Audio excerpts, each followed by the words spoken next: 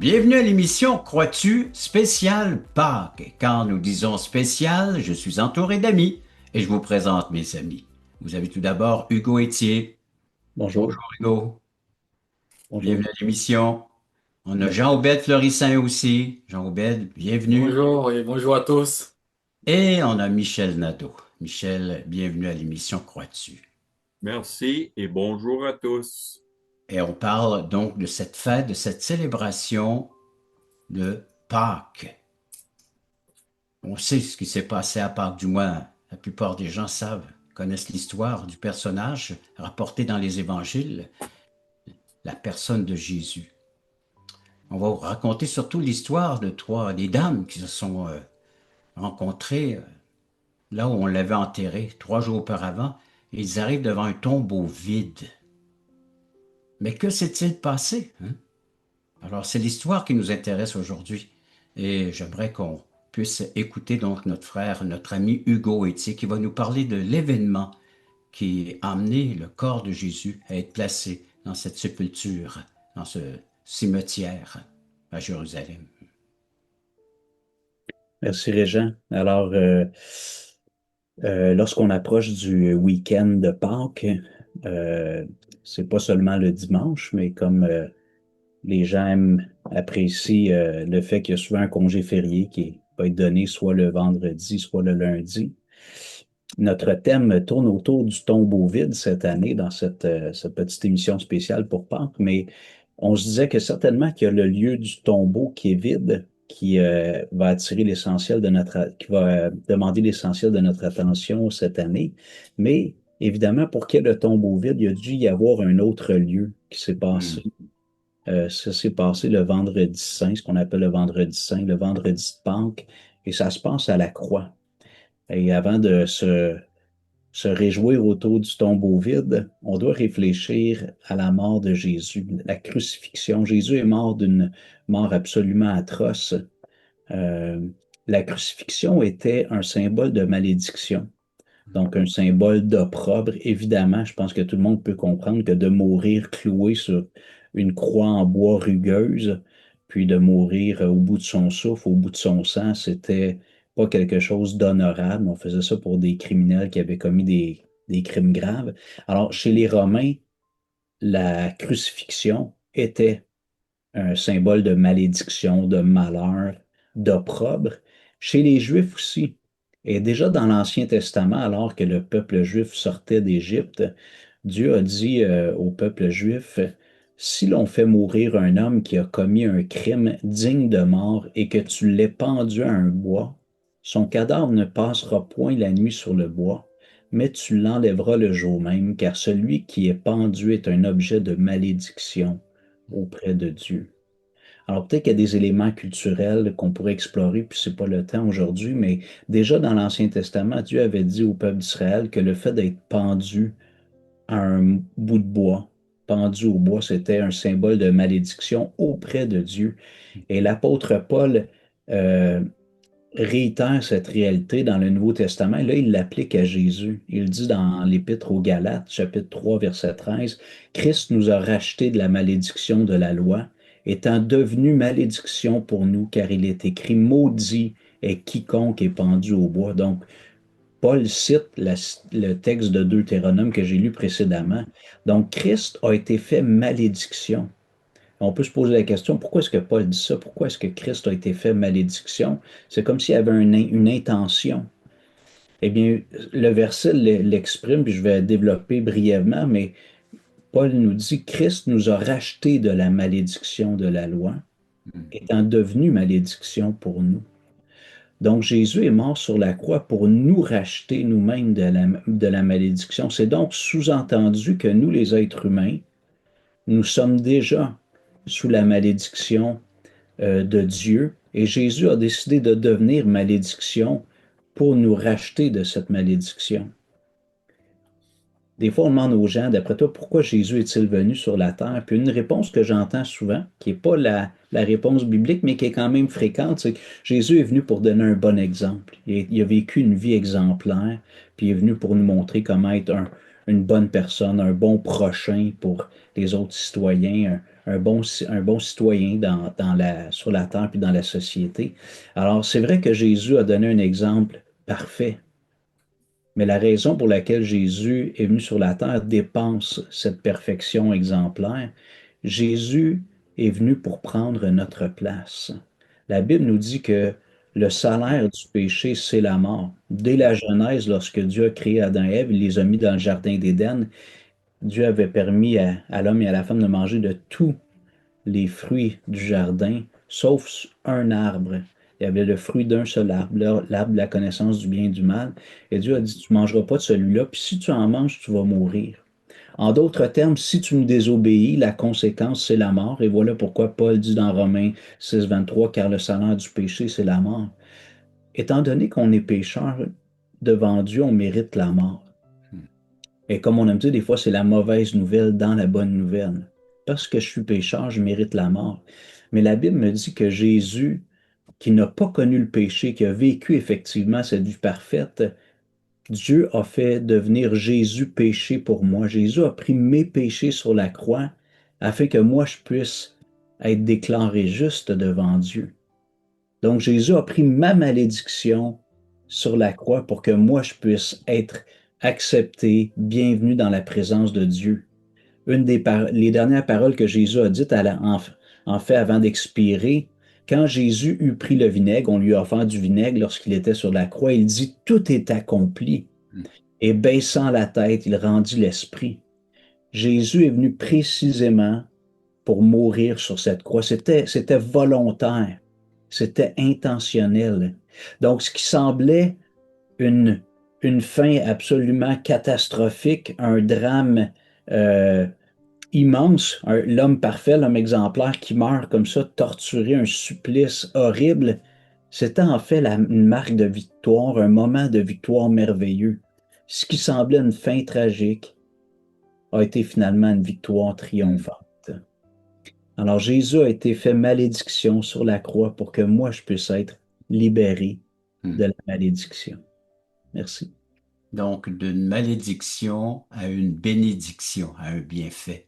Merci beaucoup, cher Hugo. Courte pause et après on revient avec la suite spéciale Pâques. Le voici, ce merveilleux cadeau. Nous vous offrons un livret d'environ 20 pages. Il porte le titre « Passeport pour le ciel ». Très bien illustré, un enfant pourrait le saisir et comprendre la portée du message. Nous vous l'offrons tout à fait gratuitement, sans aucun déplacement. Vous pouvez nous appeler ou visiter notre site croitu.ca pour en faire la demande. Il sera livré directement chez vous. Ce livret est disponible en français, en anglais et en espagnol à la grandeur du Québec et du Canada pour tous ceux qui voudront le recevoir. Il vous expliquera comment obtenir un passeport pour entrer au ciel, et cela pour l'éternité.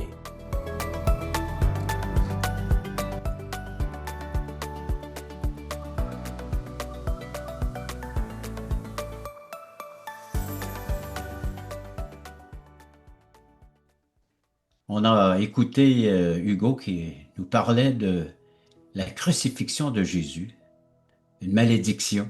Notre malédiction fut portée par Jésus à la croix. Et son corps fut transporté et mis au tombeau. Et ce tombeau fut retrouvé vide, alors par quelques personnes qui allaient donc l'embaumer. Il n'avait pas eu le temps, il a dû l'enlever rapidement de la croix, donc aller faire une sépulture. Mais le tombeau est vide. Et c'est Jean Obed qui va nous parler de ce tombeau vide. Bonjour à tous et à toutes. Et notre sujet de ce matin s'intitule Qu'allons-nous faire du tombeau vide de Jésus? Selon Luc chapitre 24. Donc, je vais vous lire seulement 2 versets. Verset 5. Pourquoi cherchez-vous parmi les morts celui qui est vivant? Il n'est point ici, mais il est ressuscité. Je ne sais pas si vous connaissez l'histoire d'un jeune garçon nommé Jérémie. Il était différent des autres élèves. Sa maladie touchait son corps, aussi sa capacité à apprendre. À 12 ans, Jérémie était encore en deuxième année et ses parents l'avaient inscrit dans une école chrétienne espérant lui offrir une vie aussi normale que possible. Le printemps arrive. Dans la classe, les élèves parlaient avec excitation de la fête de Pâques. Madame Miller, leur professeur, voulait leur faire comprendre le sens de cette fête. Elle remit à chaque élève un œuf en plastique vide avec une consigne simple. Demain matin, vous allez rapporter cet œuf avec à l'intérieur un signe visible de la vie nouvelle. Donc, les élèves étaient enthousiastes, sauf Jérémie, lui, il resta silencieux. Le lendemain, le premier arrive avec une fleur, belle image de transformation. Le deuxième, un papillon. La chenille devient papillon, nouvelle vie. Le troisième, un peu de mousse verte. Même sur la pierre verte, la vie peut pousser. Puis, Madame Miller prit un autre œuf. Elle l'ouvrit et il était vide. Madame Miller pensa immédiatement, Jérémie n'a pas bien compris. Et pour éviter qu'il soit gêné devant les autres, elle met l'œuf de Jérémie de côté et passe au suivant. Mais Jérémie lui dit, Madame, vous n'avez pas parlé de mon œuf. La professeure répondit doucement, Jérémie, ton œuf est vide. Et Jérémie dit simplement, oui, madame, mon œuf est vide, mais le tombeau de Jésus était vide aussi. Un silence profond tomba dans la classe. Personne ne riait, personne ne parlait. Ce jour-là, celui qu'on croyait le plus en retard avait compris ce que les autres n'avaient pas encore saisi.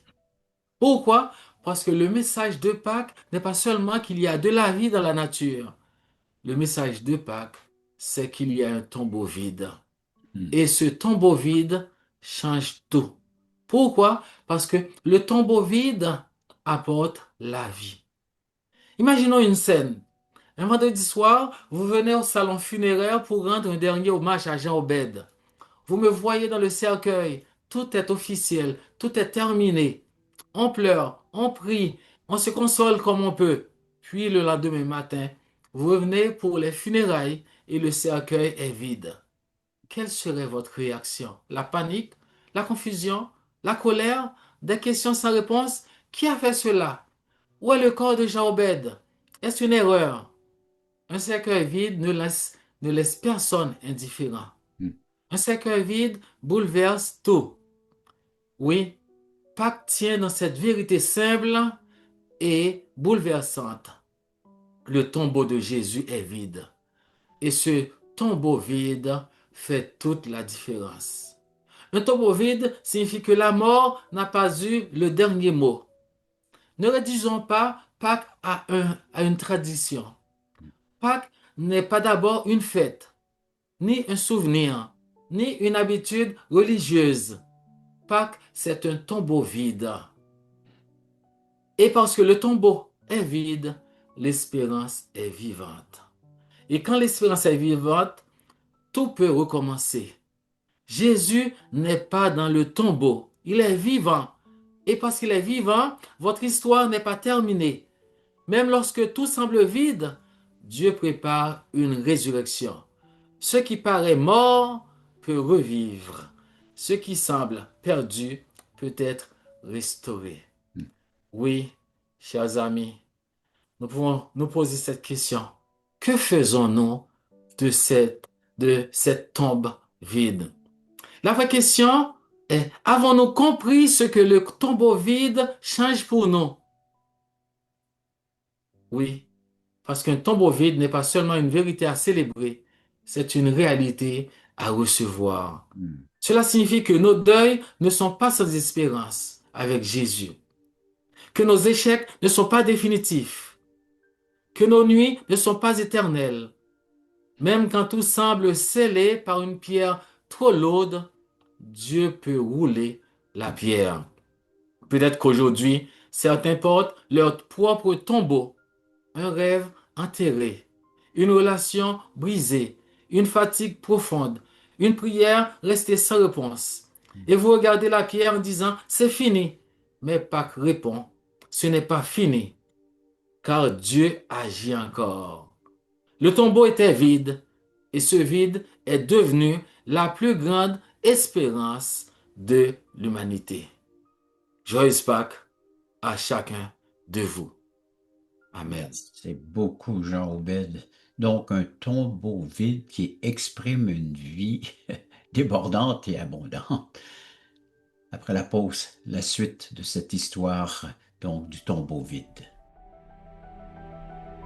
Vous rappelez-vous du temps où vous étiez dans ce monde totalement perdu, quand Dieu vous cherchait? Vous souvenez-vous de la joie ressentie au moment où vous êtes passé de l'ombre à la lumière? Quand votre raison de vivre par l'amour de Dieu est devenue claire,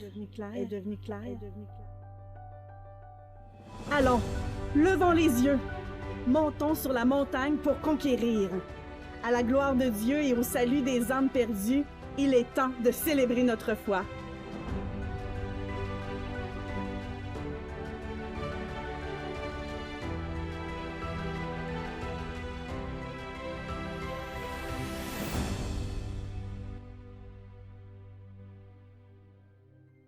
On a vu donc un premier temps que Jésus est bel et bien mort à la croix. Il a bel et bien été déposé dans un tombeau, en parlant de son corps. Mais ce tombeau est vide. Et on a vu que ce tombeau peut représenter donc une vie abondante, débordante. Mais avec Michel, M. Michel Nadeau, on va voir que ce tombeau nous fait des révélations aussi. Lesquelles, mon cher Michel? Merci beaucoup, Régent. Merci Jean-Obed et Hugo également. Donc, le tombeau vide nous parle de la présence de Jésus. Jésus est vivant. Et j'aimerais essayer d'utiliser simplement 3 mots.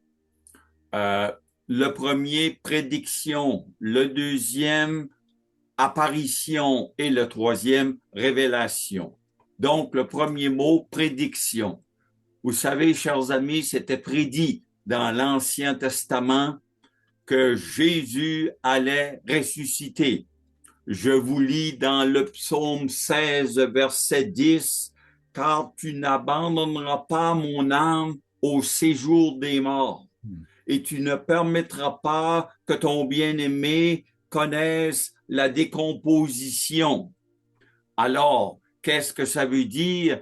Le corps de Jésus n'a pas eu le temps d'être décomposé. Mais qui nous dit qu'il parlait de Jésus dans le psaume 16? L'apôtre Pierre, plus de 1000 ans après, parce que le psaume 16, on parle de 1000 ans avant Jésus-Christ, l'apôtre Pierre nous dira dans Acte 2, verset 31, et je lis, « C'est donc la résurrection du Christ qu'il a prévue et annoncée en disant qu'il ne serait pas abandonné au séjour des morts et que son corps ne connaîtrait pas la décomposition. » Et le verset 32, c'est ce Jésus que Dieu a ressuscité, nous en sommes tous témoins. Donc, le psaume 16, verset 10 nous parlait du Seigneur Jésus. C'est ce que Pierre nous dit ici dans Acte 2, 31. Et un peu plus loin, dans Acte 13, verset 35, l'apôtre Paul dira la même chose. C'est Jésus. Son corps n'a pas eu le temps d'être décomposé car il est ressuscité. Prédiction. Jésus est mort et ressuscité. Jésus, dans son ministère avec ses disciples, leur avait annoncé au moins 3 fois qu'il devait mourir et ressusciter, mais eux ne semblaient pas avoir compris. Le deuxième mot, apparition. Vous êtes au courant, chers amis, qu'entre sa résurrection et son ascension, sa montée au ciel, il y a une période de 40 jours. Et dans ces 40 jours, le Seigneur Jésus-Christ est apparu à 10 différentes reprises. Et je vous lis ici dans 1 Corinthiens 15, quelques apparitions de Jésus, et je commence au verset 3. Je vous ai transmis avant tout le message que j'avais moi-même reçu. Christ est mort pour nos péchés. Conformément aux Écritures, il a été enseveli et il est ressuscité le troisième jour, conformément aux Écritures. Ensuite, il est apparu à Céphas, à Pierre, donc est apparu à Pierre. Ensuite, aux 12. Ensuite, il est apparu à plus de 500 frères à la fois, dont plusieurs sont encore vivants. Ensuite, il est apparu à Jacques, aux 12, 10 fois que Jésus est apparu pour être sûr que les croyants soient convaincus. Vous voyez 500 frères à la fois. On ne pourra pas dire que les 500 personnes, il y en avait probablement beaucoup plus, qu'ils ont eu une hallucination. Jésus, c'était clair. Et même à Thomas, il dira, viens voir les trous, viens voir mon côté et ne sois pas incrédule. Donc, les apparitions de Jésus démontrent sans aucun doute qu'il est ressuscité. Et lorsqu'on lit les Actes des Apôtres, lisez les messages de Paul, de Pierre dans les Actes des Apôtres, ça nous parle toujours de la résurrection parce que c'est la victoire. Le troisième mot, révélation. Jésus, dans son message après sa résurrection, dira « La paix soit avec vous ». La paix soit avec vous. Et chers amis, Jésus est vivant aujourd'hui en 2026.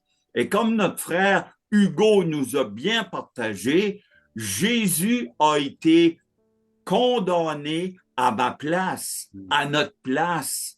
Il a subi ce que je méritais. Donc, Jésus a le pouvoir de vous donner une paix. La paix avec Dieu. Lorsqu'on se repent et qu'on prend un choix personnel de donner le contrôle de notre vie à Jésus, on est pardonné, on est sauvé, on a la paix avec Dieu. Et avec la paix avec Dieu, on peut avoir la paix avec les autres et on peut avoir la paix avec nous-mêmes. Jésus vous offre la paix. Le châtiment qui nous donne la paix est tombé sur lui. Chers amis, Jésus est vivant. Il est mort, ressuscité, il est vivant et Jésus veut vous rejoindre. Jésus veut avoir une relation personnelle avec vous. Jésus veut devenir votre Seigneur, votre Sauveur, votre meilleur ami. Mais vous, le voulez-vous? Merci beaucoup. Joyeuse Pâques. Merci, Michel. Le tombeau vide nous révèle la présence de Christ. Un Christ ressuscité, toujours vivant, prêt à intercéder pour chacun d'entre vous. Courte pause. Après la pause, eh bien, une invitation pour chacun d'entre vous. Une invitation venant de Dieu, de sa part. Après la pause.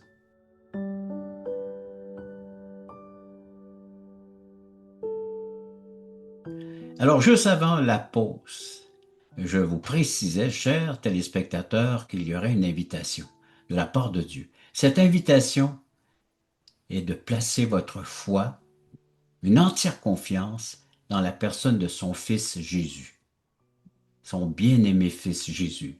Il l'a donné pour chacun d'entre vous, vous qui êtes à l'écoute de cette émission. Ici, on revient à ce qu'on a pu entendre dans le cadre de cette demi-heure, au sujet de la Pâque, cette fête, ou si vous voulez, cette célébration, parce qu'on célèbre une personne, celle qui a été mise à la croix pour chacun d'entre nous. Notre cher Hugo nous a dit que c'était une malédiction qu'il a portée là, le salaire du péché, la mort. Notre malédiction, notre salaire, ou si vous voulez, votre malédiction, votre salaire. C'est ce que Dieu déclare. L'âme qui pêche, c'est celle qui mourra. Et Christ a payé entièrement cette dette. Il a pu dire à la croix à son Père, tout est accompli. À vous maintenant par la foi d'accepter que Jésus-Christ est venu vous libérer de cette condamnation, de cette malédiction et de faire de vous un être béni. Il y a Jean Obed qui nous a parlé également de l'histoire de ce tombeau vide. Un tombeau vide qui nous parle maintenant d'une espérance acquise par Jésus-Christ lui-même. Il a vaincu la mort, il est ressuscité. Et cette victoire, elle est pour vous aussi. Oui, mort à cause de vos péchés, ressuscité pour vous donner la vie éternelle. Une personne qui reçoit Christ, mais cette personne, elle est pardonnée, elle est réconciliée avec Dieu. Et ce qui l'attend maintenant, c'est cette félicité, c'est ce bonheur, c'est cette joie éternelle en présence de son merveilleux Sauveur. Imaginez pour l'éternité d'adorer, d'admirer celui qui a bien voulu donner sa vie pour nous libérer, pour vous libérer de votre condamnation. Jean Obed nous a parlé qu'il n'est point ici, dans le tombeau, il est ressuscité. Et Michel nous a dit que ce tombeau vide nous révèle des grandes choses, nous révèle que cela fut annoncé dès les prophéties de l'Ancien Testament, cette résurrection, que le Seigneur Jésus-Christ ne resterait pas dans le tombeau. Et également toutes ces apparitions, c'est-à-dire tous ces gens qui ont vu Christ ressusciter, il y en a des témoins par centaines qui ont vu Christ vivant leur parler, et même Thomas qui a même reçu l'invitation de toucher à ses plaies. Et il a cru, ce cher Thomas, l'incrédule. Alors Christ est avec nous et aujourd'hui il vous offre ce qu'il peut naturellement vous offrir parce qu'il a tout accompli, une réconciliation éternelle avec Dieu, par la foi. C'est ce que je vous souhaite. Vous voulez en savoir un peu plus? Visitez notre plateforme croix-tu.ca. Les études bibliques à 19h Québec, 20h Nouveau-Brunswick. Alors sur notre plateforme en direct, le samedi à 9h30, des témoignages de vie qui sont là également, toujours en direct. Littérature également, transport, le passeport pour le ciel qu'on offre tout à fait gratuitement. À vous d'en faire la demande. Appelez-nous. Le numéro de téléphone est à l'écran. Composez-le et les gens seront là pour répondre à vos questions. Je remercie encore mes amis. Alors, merci encore, cher Hugo. Alors, cher Jean Obed et cher Michel, de votre participation à cette émission spéciale de Pâques. Et qu'est-ce qu'on peut souhaiter à nos téléspectateurs? Sinon, joyeuse Pâques, hein? Il est ressuscité, il est vivant. Il peut encore faire de quoi pour chacun d'entre vous. Merci d'avoir été à l'écoute de cette autre émission. Crois-tu?